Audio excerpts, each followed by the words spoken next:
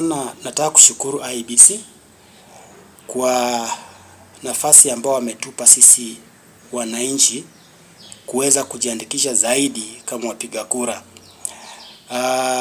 Haswa vijana wetu ambao wameshika ID kwa mara ya kwanza, nataka kuwasihi ya kwamba ni muhimu sana tuweze kushika kura zetu, maana tunaposhika kura zetu ina maana kwamba sisi tunayo silaha ya kuamua ya kwamba ni nani ambaye atakuwa kiongozi wetu, ili tutakapokuwa tunaangalia baadhi ya wale ambao watajiwakilisha kwetu, iwe ya kwamba anataka nafasi ya MCA, iwe kwamba anataka nafasi ya MP, iwe kwamba anataka nafasi ya Senate, nafasi ya governor, nafasi ya president, nafasi yote ile, wewe utakuwa na nguvu, utakuwa na usemi wakati huo, kwa sababu utaenda kuamua kwa ballot box.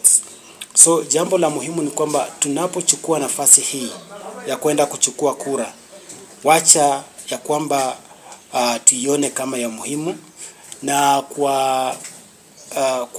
kwa administration yetu, maana kutoka jana nimeona kwamba wanachukua kura katika njia ambayo labda turn up iko chini sana. Nataka kuomba viongozi wetu haswa area sub chiefs and the administration ambao iko wachukue nafasi mzuri, especially kwa barazas na matanga, waweze kuchukua nafasi ili waelimishe watu, maana hawa watu wanataka tu kuelimishwa umuhimu wa kuchukua ama wa kukua na kura. So naomba kwamba tuchukue nafasi sisi wote, viongozi na wale ambao wanataka nafasi ya uongozi katika siasa, na hata pia viongozi wetu wa kanisa, viongozi wetu ambao ni wa administration wa serikali. Sisi wote tuchukue jukumu hili ili tuweze kuelimisha watu umuhimu wa kuchukua kura, maana tunapokuwa na kura zetu inakuwa ni silaha ya kutupea uamuzi. Wakati utafika wa kupiga kura, tuwe na uamuzi bora kwa viongozi ambao tunatarajia watuongoze. Lakini kama hatutakuwa na kura, basi itakuwa ngumu sisi kwetu kufanya uamuzi. So ombi langu ni kwamba ni nafasi mzuri ambayo IEBC imetupa. Sasa sisi viongozi wengine tuchukue nafasi hii. Makanisani tunapoenda Jumapili, tuambie watu wetu umuhimu wa kwenda kuchukua kura ama kujiandikisha kama mpiga kura. Baraza kama sub chief ama wale ambao wanahusika na baraza, waelimishe watu na waambie umuhimu wa kwenda kuchukua kura. Katika matanga, waelimishe watu jinsi ya umuhimu wa kwenda kuchukua kura, ili kila mmoja wetu awe na nafasi ya kuambia watu ni vizuri kuwa na kura, ili wakati utakapofika wa 2027 tufanye uamuzi kwa ballot box.